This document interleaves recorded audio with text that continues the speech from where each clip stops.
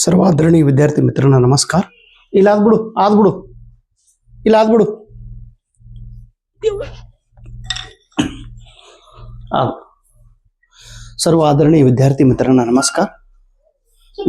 शिकत बा ಏನದ ಶುರುಕುಂಬ ಈದ್ ಮುಬಾರಕ್ ಯಾರು ಕೊಟ್ರು?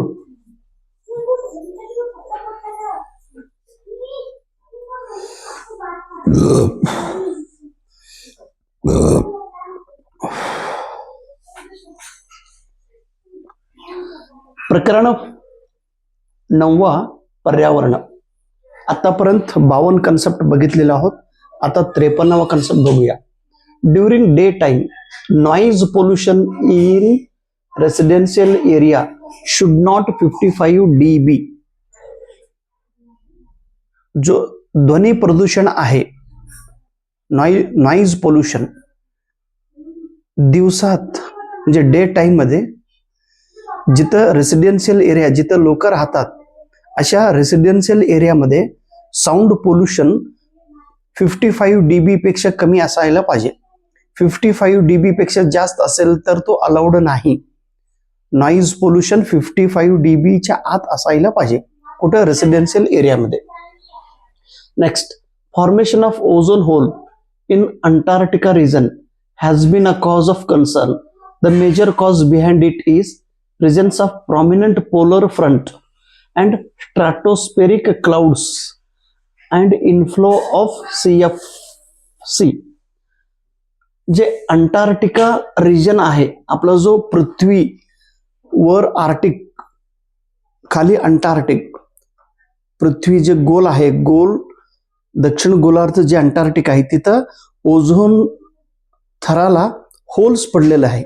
का होल्स पडलेले आहे, त्याचं काय कारण आहे तर CFCचं प्रमाण वाढलेलं आहे आणि स्ट्रॅटोस्फिअर मध्ये जिथं ओझोन लेअर आहे तिथं स्ट्रॅटोस्फिअर मध्ये क्लाउड्सचं प्रमाण वाढलेलं आहे आणि पोलरचं प्रमाण वाढलेलं आहे, prominent polar front.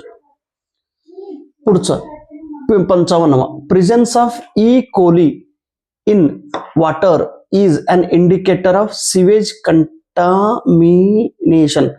Contamination.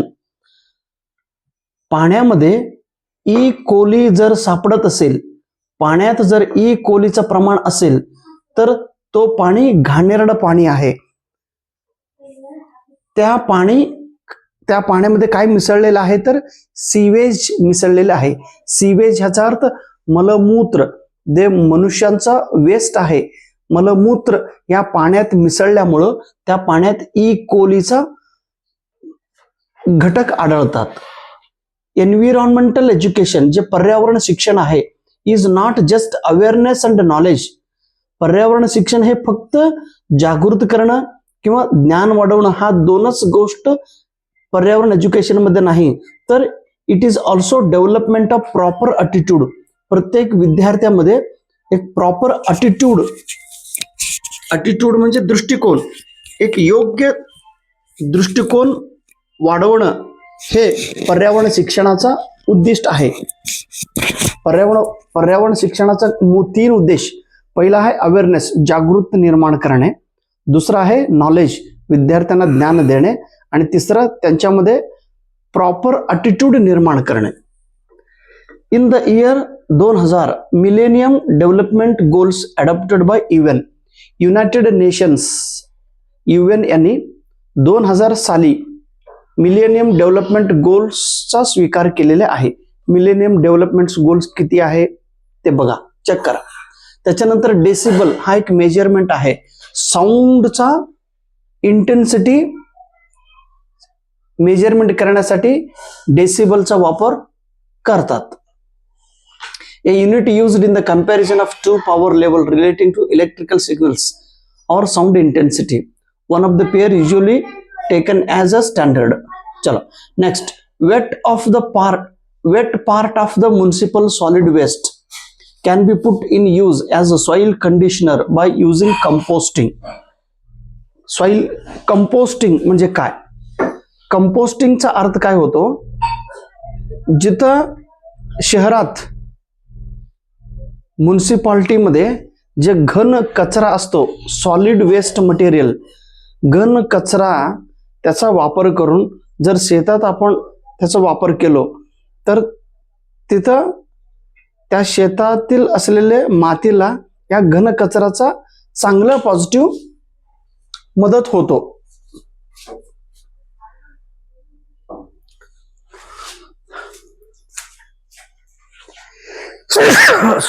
Sorry.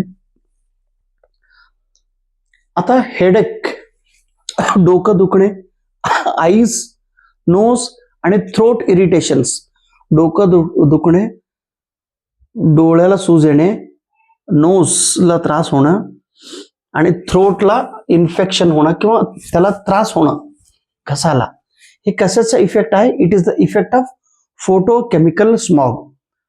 परिसरात किंवा ॲटमॉस्फिअरमध्ये फोटोकेमिकल स्मॉग असेल तर त्याचा नेगेटिव्ह परिणाम डोकंदुखी होतो,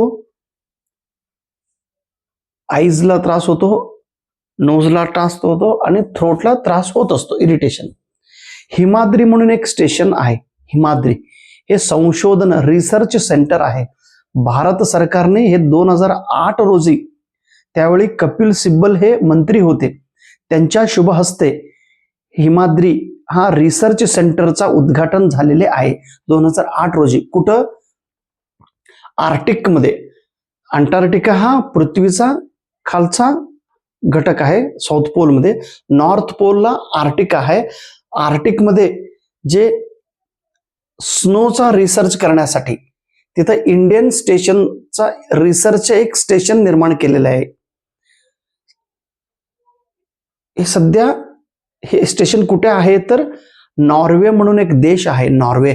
त्या नॉर्वे देशात ही सेंटर आहे आणि ही सेंटर स्थापन कोणी केली? भारत सरकारने. त्याला हिमाद्री म्हणून नाव दिले. कशासाठी? आर्टिक संशोधन करण्यासाठी, आर्टिक रिजनचा संशोधन करण्यासाठी. आता artificial ripening of fruits can be done by a gas obtained by reacting.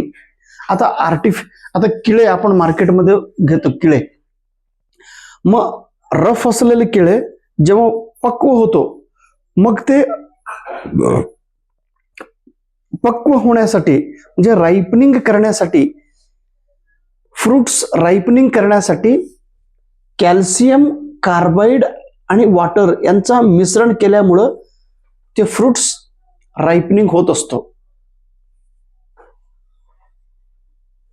खरं तर एकदम स्लो सांगत आहे. सांगत असताना काही चुकलं तरी कृपया ते व्यवस्थित रेक्टिफाय करा, चेंजेस करा आणि नोटबुकमध्ये लिहा. आणि लिहिल्यामुळं तुम्हाला हे कन्सेप्ट लक्षात राहतोच. त्यामुळं फक्त वाचन, फक्त व्हिडिओ बघू नका, नोटबुकमध्ये लिहा. मी किती त्रास घेतो तेवढा त्रास तुम्ही पण घेतला पाहिजे. ओके? तरच तुमचा रिझल्ट, चांगलं रिझल्ट मिळतो. कष्ट घ्या, रिझल्ट काढा. धन्यवाद.